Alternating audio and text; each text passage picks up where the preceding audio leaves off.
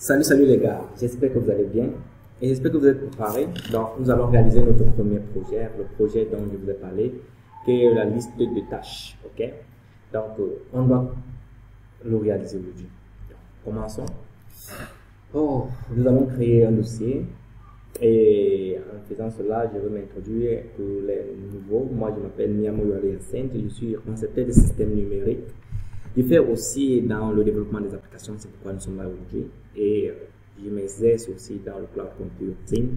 Et si vous aimez les contenus de mes vidéos, abonnez-vous, likez, partagez le lien pour que ça puisse toucher le maximum d'audience que possible, pour que nous puissions grandir cette communauté. Ok, c'est comme ça qu'une communauté commence à grandir.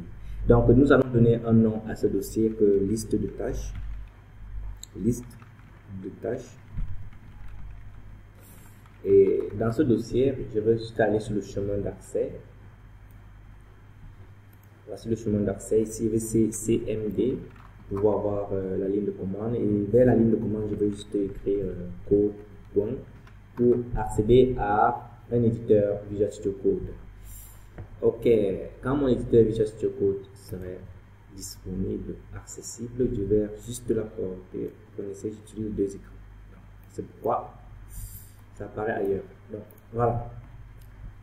Bon, ici à ce niveau, nous allons juste aller sur le terminal de Visual Studio Code. Vous connaissez déjà la chanson, n'est-ce pas? La première chose à faire, c'est de créer votre environnement virtuel. Pour créer l'environnement virtuel, vous utilisez la commande de Python.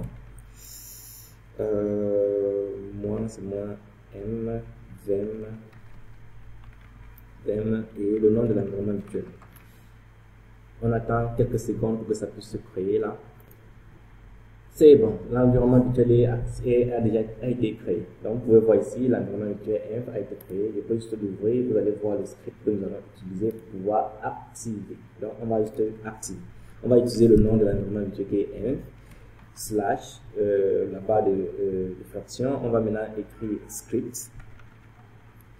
Donc vous connaissez déjà tout ceci. Je vais vite aller pour que ça ne perde plus de temps. J'active mon environnement virtuel. Quand c'est déjà activé, vous pouvez faire pip freeze pour voir si quelque chose a été installé à l'intérieur, pour vous assurer que rien n'est installé. Mais normalement, rien ne doit être installé. Normalement, on n'a rien installé jusqu'à ce niveau. Vous allez voir que c'est complètement vide. Donc, nous allons faire quoi? La prochaine étape, c'est d'installer Django. Donc, on va faire pip install Django. Ok, pip install Django, oui. Et on va attendre quelques secondes pour que ça puisse s'installer. Ok, ici c'est déjà bon, Django vient d'être installé. Donc on nous demande de mettre à jour notre pip. Donc je peux juste copier ça. Je colle là. Qu'est-ce qui s'est passé? Ok. Donc nous pouvons juste copier ça et coller juste en bas. Pour mettre à jour, pour upgrade pip. Ok, donc ça va se mettre à jour et on va continuer. Ok, c'est bon, pip est déjà mise à jour. Donc la prochaine chose à faire, c'est quoi? Nous allons créer notre premier projet. Donc je vais utiliser la fonction Python. J'ai même dit Python Django /admin start project. Notre premier projet, le nom du projet, on va dire tâche. Ok, comme ça c'est un projet de tâche, on va dire tâche. On dit entrée. Ok, il y a une erreur. Qu'est-ce que j'ai fait comme erreur? Ok, j'ai manipulé Django.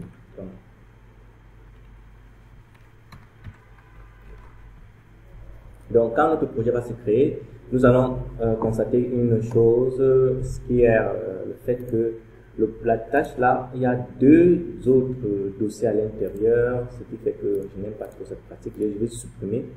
Je veux que ça apparaît, tout ça apparaît ici. Dans le contenu de la tâche, je veux que ça apparaît, tous les deux ici, ça apparaît directement dans le répertoire de notre projet. Donc je vais juste supprimer ça. Je vais supprimer le projet que je viens de créer. Je vais recréer le projet, mais cette fois-ci, je vais mettre l'espace point. Je mets point pour que ça puisse se créer dans le même répertoire. Vous allez voir, ok, vous allez voir, toutes les deux sont dans le même répertoire. Donc le projet elle-même ici et le manage.py est là. Maintenant, à partir de là, je vais utiliser Python manage.py. Je vais start app. Je vais créer mon application et je vais donner le nom tâche app. L'application de tâche et je vais dire tâche app. Il y a là que je vais mettre et je tape entrée. Ok, donc l'application va se créer quelque part là. Ok, voilà là, il est là, l'application est déjà là. Donc à ce niveau, c'est bon. Mais je pars dans la tâche, je pars dans les paramètres, je couvre directement dans d'où j'installe les applications. Pour ne pas oublier, je viens ici, je mets directement, j'enregistre mon application que je viens de créer. Donc quand cela est fait, je peux fermer un peu mes paramètres pour l'instant et je ferme la tâche. Ici, je reviens maintenant dans modèle. Je dois créer mon modèle. Tu comprends? J'espère que vous comprenez. Donc, nous allons créer le modèle. On va appeler ça tâche. Le modèle, on crée pourquoi? Parce que on va prendre les données sur l'utilisateur et stocker quelque part. C'est pour ça qu'on va prendre les données de la date, le titre et le contenu de la tâche. Donc, on va pouvoir créer ça ici. Qu'est-ce qui se passe? Là, maintenant, j'ai besoin du titre, n'est-ce pas? Ça va être un modèle, ça va hériter de Chatfield. Comment c'est Max Len, la chanson, vous la connaissez. Et je vais faire une vidéo juste pour expliquer tout ceci. Pour l'instant, on va continuer, on va dire détails. Les détails sont les informations qui vont concerner, qui concernent en fait la tâche que vous allez effectuer. Donc, je dis text field, puisque ça va être beaucoup, vous aurez beaucoup. Nous n'avons pas besoin de mettre des arguments pour ça. Et je mets date, qui va représenter la date. Et je vais faire modèle one.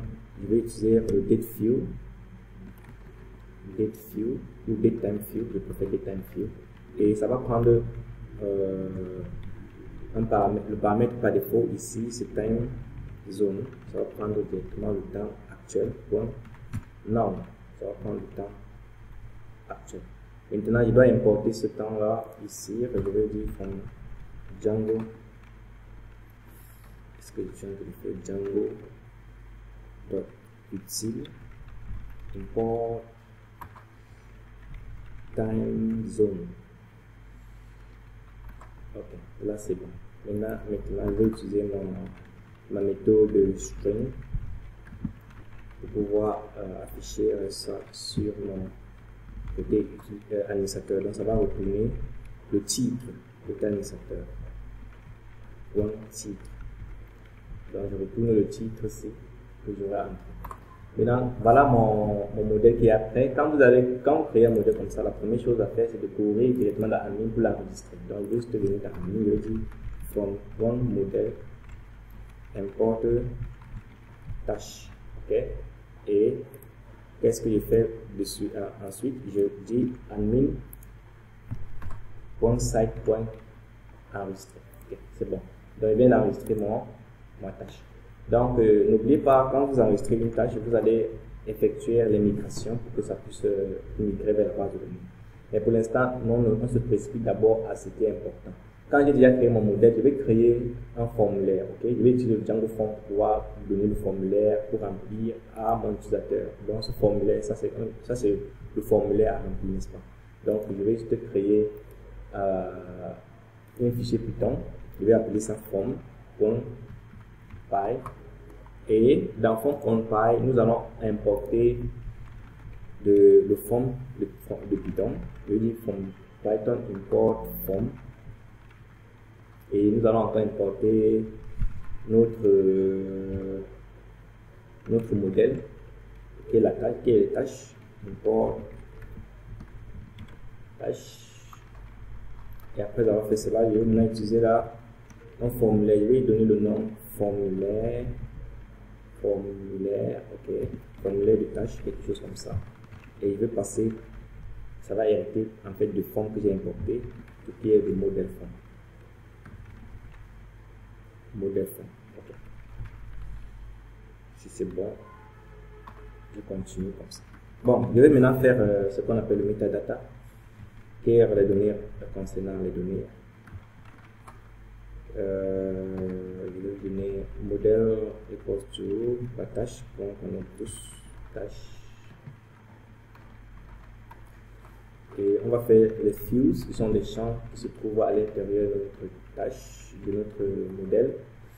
Je vais dire tout, je vais prendre tous les champs. Ok, donc pour prendre tous les champs, je vais juste mettre ça entre guillemets, je vais mettre all et je vais mettre les entre guillemets. C'est comme ça qu'on prend tous les champs. Donc tous les champs qui se trouvent dans le modèle, c'est titre, détail et date. Et même, et j'espère que vous connaissez que par défaut, il y a un ID. On n'aurait pas besoin, mais il faut savoir que chaque fois qu'on crée un modèle, il y aura un numéro identifiant unique. Chaque fois, ça va être affecté à chaque modèle que vous créez. Donc, à partir de là, maintenant, qu'est-ce que je fais? Je vais courir directement vers ma vue. Ma vue, elle est ici. Okay. Ici, on va créer notre vue. Maintenant, pour créer cette vue, qu'est-ce qu'on va faire? On va importer certains trucs. On va importer les tâches et le formulaire que on vient de créer. Donc, on va dire de Django import form et tâches.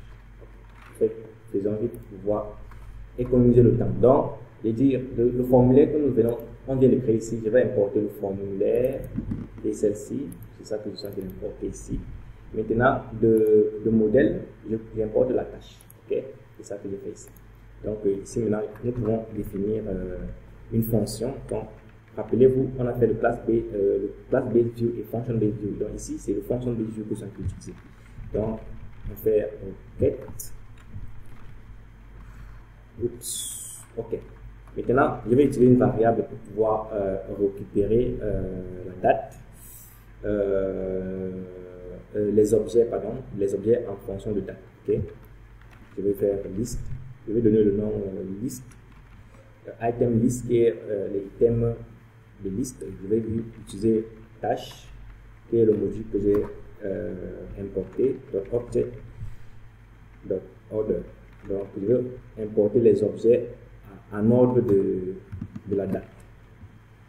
Dans l'ordre de la date, je vais mettre entre parenthèses le nom date. Donc ça va importer selon la date. C'est pour ça que je mets mon ici. Ça va commencer à partir de la plus récente. Donc la plus récente, en fait ici c'est la date la plus récente. C'est la date la plus récente. Voici la date la plus récente, pardon. Quand je mets moins, ça veut dire que ça va importer à partir de la date la plus ancienne. Moins, ça veut dire la date la plus ancienne. Donc voici la date la plus ancienne, voici la date la plus récente qui est plutôt loin en bas ici. Ok? Donc c'est pour ça que je mets moins ici devant. Si je ne mets pas moins, vous allez voir que ça va faire l'inverse de ce que vous voyez là. Donc ceci serait plutôt en haut. Ok. Si vous avez compris, on continue. Donc, je vais utiliser maintenant une condition pour vérifier s'il y a un request, s'il y a une requête de post. S'il y a un post request, je vais faire post request. Qu'est-ce qu'on va faire? On va utiliser le form, une variable pour récupérer le formulaire de tâche. Requests post. Il faut que j'apprends comment. Je vais vous montrer comment on va installer les plugins pour que ça puisse faciliter le codage. Ok, les plugins sont pas là. Donc on va installer les plugins, mais pas maintenant, pas aujourd'hui. Je vais vous montrer comment on installe les plugins pour que ça nous aide à facilement saisir. Okay. Mais pour l'instant, utilisons le stress que nous allons pouvoir stresser comme je le fais présentement. Donc, je vais juste dire, vérifier si c'est valide. Si c'est valide, on va sauvegarder, ok? Et ça, c'est une fonction, donc je mets les parenthèses. Donc, 2 points. Maintenant, si c'est valide, qu'est-ce qu'on fait? On fait form save, ok? Ok, donc, je retourne maintenant, je redirige la page direct. Après avoir sauvegardé, je redirige la page. Comme nous aurons seulement un seul fichier, donc je vais rediriger la page vers la même page. Ok. Maintenant, on ne connaît pas encore, il n'est pas encore créé le URL, donc on n'est pas encore, je vais laisser comme ça. Après, on va le faire, on va venir mettre le nom. Maintenant, on va devoir importer le redirect Donc, ce redirect que j'ai mis ici, ça se trouve ici dans Shortcut. Donc, vous allez mettre redirect ici. Donc, à ce niveau-là, je pense que c'est bon. Et nous allons sortir dans le premier if. Et là, on va dire form equals to. On remet le formulaire à l'utilisateur. Donc, ça veut dire que peu importe ce que l'utilisateur a fait sur les deux conditions, on va lui remettre le formulaire. Que ça soit bien fait ou mal fait, on va lui remettre le formulaire. Okay? Donc, on part maintenant. Je vais utiliser un dictionnaire puisque nous avons plusieurs variables. Je vais utiliser une variable pour faire mon dictionnaire. Nous avons plusieurs variables ici. Nous avons deux variables, la variable form et la variable list item. Donc, dans le dictionnaire, je vais devoir les appeler. Ok. Voilà comment je vais le faire. Je vais dire form. Le form, ici, c'est la variable que je viens de créer présentement qui va pointer à cette variable form. Donc, le form, si c'est la clé, la valeur va être le form ici. La liste, si c'est la clé, la valeur va être la liste ici. Maintenant, je vais aussi faire une autre. Sachez qu'on peut aussi faire ça comme ça. Donc, vous pouvez aussi donner comme titre. Je vais dire titre. Ça va pointer directement à une valeur, pas à une autre variable. Parce que les autres, ce sont des variables, mais ça va pointer directement à une valeur. Et pour mettre cela, vous devez mettre les valeurs là entre guillemets. Donc, je vais dire do list ou la liste des tâches.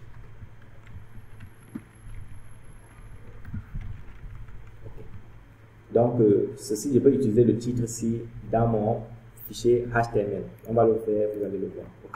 Maintenant, à partir d'ici, je vais devoir render un template.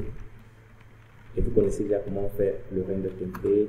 Je vais juste mettre virgule là, je vais dire entre guillemets, je vais créer une page index.html et je mets virgule, je mets ma page. La page, n'oubliez pas, c'est le dictionnaire qui devait entrer ici. Donc, le troisième argument, c'est un dictionnaire. Voici le premier argument qui est une requête. Le deuxième argument qui est le template. Le troisième argument doit être un dictionnaire. Voici le dictionnaire. C'est une variable qui est un dictionnaire. Ok? C'est bon. On continue. Maintenant, à ce niveau-ci, je vais juste créer Je vais créer quoi? Je vais créer un fichier HTML. Maintenant, sachez que dans les configurations, je vais aller dans les paramètres pour vous montrer un peu rapidement. Dans les paramètres, voici d'où les templates sont définis. Ici, on dit que quoi? On dit que le directory du template est true, parce que ça se trouve dans app directory. Ok? Quand c'est true, ça veut dire que le template, Django va chercher template dans le app directory. Oui, le app directory. App directory, ça veut dire que le répertoire de l'application. Voici le répertoire de l'application ici. Voici l'application. Voici son répertoire. Je vais faire un clic droit sur l'application. Je vais créer un dossier, je vais appeler template. Je vais l'appeler template exactement comme Django va le reconnaître, avec S à la fin. Maintenant, dans le template, je vais créer directement un dossier, un fichier HTML. Ok? Je vais coller ça là-bas, fichier HTML. Pourquoi est-ce que je crée directement dans le template? Parce que ici, dans ma vue, j'ai mis directement le nom vers le deuxième paramètre. Ça veut dire que ça va chercher directement dans le template folder, qui est le template, le répertoire template. Maintenant, ici, je ne dois pas perdre mon temps pour copier le code de 0 jusqu'à quoi que ce soit. Je vais juste copier le code quelque part là. Je vais copier le code et mettre ici. Maintenant, vous allez voir, vous allez juste recopier. Je vais je vais laisser le lien vers le GitHub où vous pouvez cloner le projet pour vérifier si vous avez bien copié. Donc ici, vous pouvez mettre pause pour copier. Là, je fais les liens de JavaScript, le Bootstrap. Donc, j'utilise que les liens Bootstrap pour pouvoir animer pour styler mon projet. Ok. Voici maintenant un styling. Voilà le style, le CSS. J'ai inclus le CSS directement dans le HTML. Et voilà comment on fait ça. Tu mets style, tu mets tout le style que tu veux mettre et après tu fermes ça ici. Tu fermes ici. Maintenant la tête là, j'ouvre maintenant mon travail, je commence avec le if statement. Je vérifie d'abord pour les messageries. Donc je vérifie à chaque fois que l'utilisateur va pouvoir entrer un nouveau dossier, va entrer une nouvelle tâche. Il aura une messagerie ici, entrée parfait. Donc, il peut entrer ceci, il met soumettre. Vous allez constater que quand ça va le serveur a été éteint, c'est pour ça que ça s'arrête. Donc, quand il va soumettre, en fait, vous allez voir un message qui va être là pour dire que soumission avec succès, un truc comme ça. Maintenant, et le message là, nous allons la décrire bientôt. Okay. Maintenant ici, vous allez voir liste des tâches. Maintenant, vous allez voir ici, on a mis liste des tâches. Okay. Nous pouvons changer ça, on met plutôt ici, dans View, on a mis ça ici, non? La liste des tâches, on peut mettre plutôt titre. Donc, on utilise titre. Ici, vous allez avoir plutôt la liste des tâches. Ok? Et nous, on descend encore plus loin en bas. Maintenant, on utilise une boucle for pour itérer sur les listes. La liste ici se trouve ici dans la main. C'est la liste, n'est-ce pas? La liste pointe à quoi? À la liste qu'on a pris sur l'utilisateur en ordre de date. Ok? Donc, quand on prend la liste là, la variable se pointe à la liste. Et on utilise cette variable ici pour faire un for. On dit for I in list. Pour I dans la liste que se trouve dans notre vue. Qu'est-ce qu'on va faire? On va prendre la date, on va prendre les détails, on va également prendre certaines informations et on va le présenter à l'utilisateur comme vous avez vu sur le navigateur lors de notre démo. Ok, on va prendre toutes ces informations. Ok, donc quand vous aurez fini de copier ceci, le travail serait presque fini. On va aller maintenant dans notre URL. Elle est où notre URL? On n'a pas créé un URL dans l'application. On n'a pas créé un URL dans l'application. Il y a un URL déjà dans notre projet. Donc, je préfère qu'on mette tout ça ici dans le projet. Okay? Parce que c'est un petit projet, donc on n'a pas besoin de créer un URL différent. Donc, on peut mettre tout ça ici dans le projet. Donc, pour le faire, on va juste d'abord nous rassurer de dire from. On va utiliser le nom de l'application qui est tâche. On va dire de la tâche app one view. Donc, on va prendre view, on va dire importer tous les vues. On peut dire index. Il y en a que index là. Attendez, vérifions d'abord les vues qui se trouvent là-bas. Il y a index. Donc, on va importer index. On peut importer tout une fois. Importons index. Ok, c'est bon. Maintenant, à partir de là, on peut créer un chemin d'accès vers la page d'accueil. Okay. Donc, j'espère que vous comprenez exactement ce qui se passe ici. Donc, si vous ne comprenez pas, faites-moi le savoir dans les commentaires. Donc, je vais dire, la page d'accueil va être comme ça. Je vais mettre index ici. Je vais mettre virgule, je vais donner le nom. Le nom ici, je dirais que le nom serait peut-être tâche. Maintenant, voici le nom qu'on aurait besoin. On va avoir besoin lors de la redirection de la page. Je vous ai dit qu'on va laisser comme ça. Quand on va rediriger la page, c'est ce nom qu'on va mettre ici. Donc, je copie le nom, je mets ici, tâche. Donc, c'est ce nom qu'on devait mettre là. Ok. Bien. Maintenant, il y a une autre chose. Quand vous regardez ici, vous allez constater que j'ai mis une option pour retirer. Vous pouvez supprimer une tâche. Ok. Ça ne fonctionne pas parce que le serveur est éteint. Bon, pour supprimer une tâche, il va falloir créer la vue pour la suppression de cette tâche. Donc, je vais aller directement dans ma vue. Et ici, je vais créer une autre fonction. Je vais mettre remove. Remove veut dire supprimer. Ok. Ça va prendre une requête. Et ça serait une vue sur base de fonction. Je vais prendre une variable comme item. Et je vais vérifier s'il y a... Si on a envoyé peut-être une tâche à supprimer, je vais dire tâche, bon, objet, je vais récupérer d'abord ce qu'on a l'utilisateur a envoyé, je vais récupérer à partir de quoi? De l'id, parce que normalement il va supprimer un item à partir de son id. On va connaître l'item, on a que supprimer à partir de l'id. L'id va être défini où? Dans le URL, ok? Donc on va le faire ici. Donc il dit l'id. Il va dire item, ok, et j'espère que je n'ai pas fait d'erreur, id, post item id, ok. Donc je peux mettre item id là, je copie maintenant, je mets ça dans les paramètres parce que c'est ça que l'utilisateur va soumettre. Parce que regardez quand nous sommes ici. Quand l'utilisateur va cliquer sur ceci, ça veut dire qu'il va renvoyer vers le URL, le HTTP requête, une valeur. Tu vois la valeur ici, vous allez voir la valeur. Maintenant, c'est cette valeur qu'on va récupérer. Donc, c'est pour ça que vous allez mettre une variable ici pour récupérer cette valeur. Quand vous mettez cette variable ici, quand j'utilise cette variable, je récupère l'objet qui a pour numéro d'identifiant item ID. Ok, je la stocke aussi dans une variable que j'appelle ID. Ok, donc nous continuons. Et je viens maintenant ici, comme je viens de récupérer l'objet à supprimer, voici l'objet que je veux supprimer. Je vais utiliser la fonction supprimer qui est delete. Je vais utiliser la fonction delete et je vais supprimer l'objet. Ok, bien. Quand je supprime l'objet, j'envoie un message pour dire à l'utilisateur que l'objet a été supprimé avec succès. Donc je vais faire messages, on va importer cela, request, ça prend comme premier argument request, deuxième argument, ça va prendre le message que vous avez donné. La tâche a été supprimée avec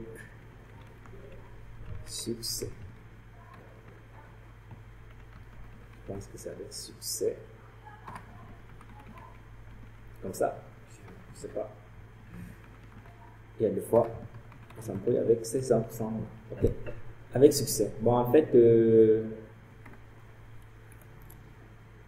comme je disais là, c'est juste 2C, je pense que c'est 2C, absente aiguë, absence complexe. Ça ne va plus.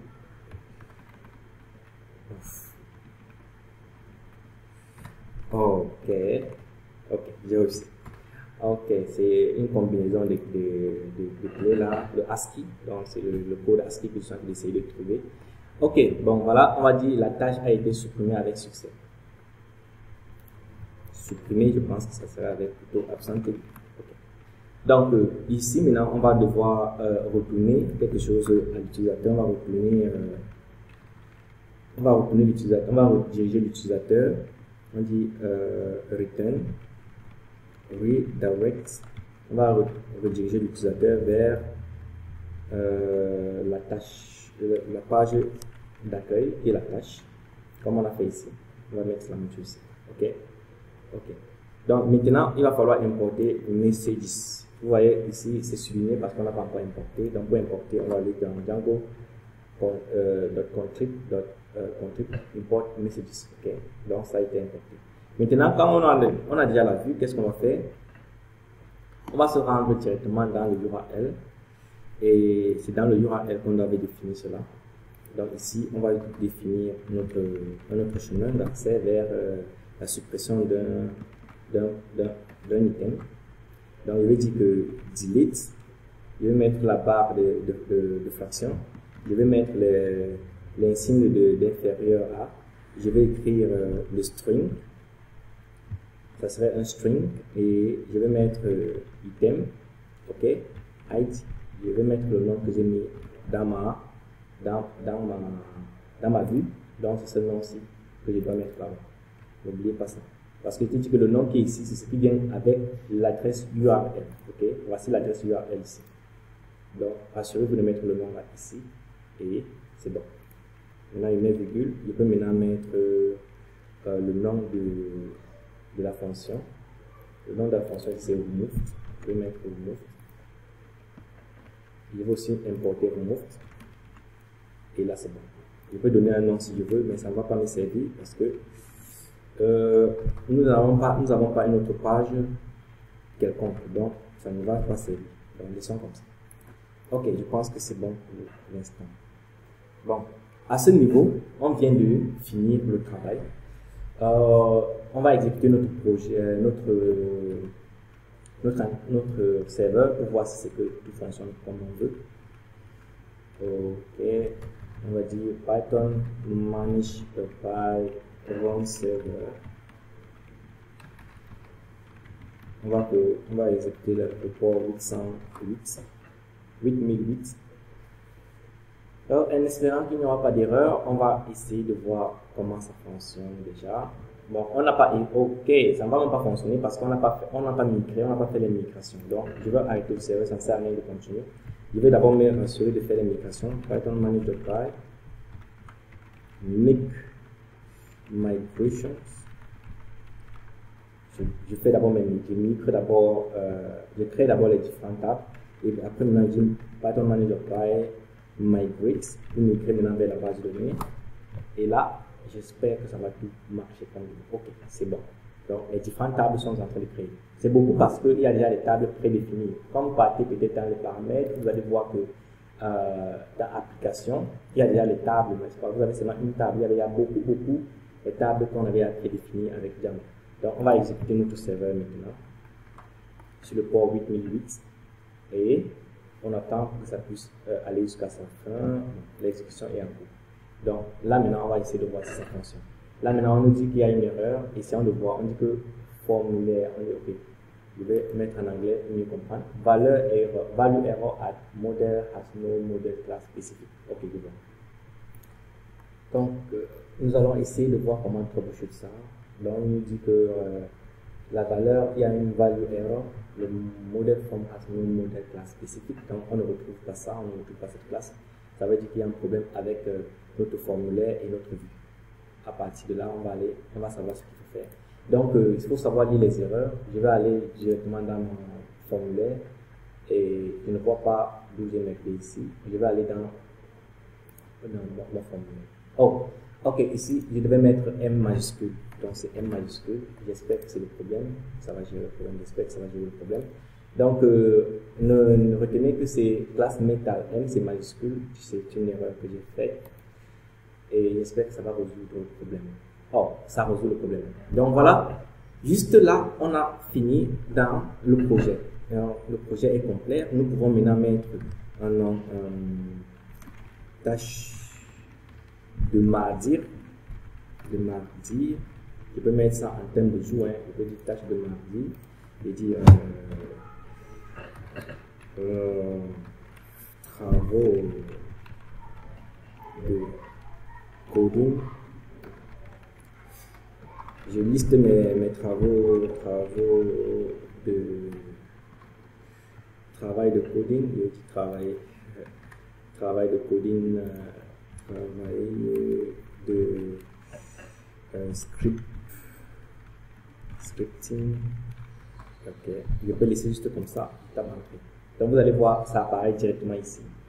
Et je peux y ajouter d'autres pour ne pas perdre le temps. Je vais mettre n'importe quoi. Et je change même la date. Je vais mettre peut-être le mois prochain pour voir sa fonction dans une petite entrée. Là, vous allez voir. Donc, le mois prochain, lui, il apparaît en premier lieu. Et l'autre apparaît en dernier lieu. Je vais changer les années aussi. Je mets en 2023. Et je mets n'importe quoi ici. Je mets n'importe quoi là. Je soumets. Donc, 2023 apparaît là en bas. Et 2024 apparaît comme ça. Apparaît en ordre déjà, disons, décroissant. C'est décroissant. Je ne sais pas, c'est décroissant, je crois. Donc, ça apparaît dans cet ordre-là. Et je vous ai expliqué ce qui fait que ça apparaît dans cet ordre-là. Okay? Donc, nous pouvons mettre 2022. Avec les années, vous allez mieux voir la différence. 2022 ici, 2023, 2024, et ainsi de suite. Maintenant, si on vient dans notre code, si on ne va pas changer dans notre code, d'où se trouve ce truc-là, c'est dans la vue. On vient ici, on met plutôt, on ne met rien. On laisse ça comme ça. On repart et on actualise la page. Voilà. Quand vous ne mettez rien, vous allez constater que ça va se mettre de manière en ordre décroissante. Je ne sais pas comment on dit ça, mais ça se met dans cet ordre-là. Je veux dire même l'ordre logique. Donc ça commence du plus petit au plus grand. Donc de 2022, ça descend à 2023, ensuite à 2024. Donc voilà la différence entre mettre moins et ne pas mettre moins. Ok? Donc, nous sommes déjà à la fin de ce projet. Vous avez vu vous-même que le projet est complètement fini. Et voici un petit projet que vous pouvez incorporer dans un autre projet. Donc, vous pouvez juste l'ajouter dans un autre grand projet. Maintenant, je vais déployer ceci sur un répertoire GitHub. Je vais mettre le lien dans la description pour que vous puissiez le cloner et vérifier si votre code est semblable à celle que j'ai déployée dans mon version control system qui est GitHub. Okay? Donc, si on peut perdre le temps, si ce que vous avez trouvé ceci intéressant, N'oubliez pas de me laisser un pouce bleu, de vous abonner pour ceux qui ne l'ont pas encore fait et surtout de partager le lien parce que c'est très important que nous puissions grandir de manière idée communauté. Okay? Donc voilà, c'était tout pour le projet. Et notre prochain projet, je vous ferai savoir. Bye bye.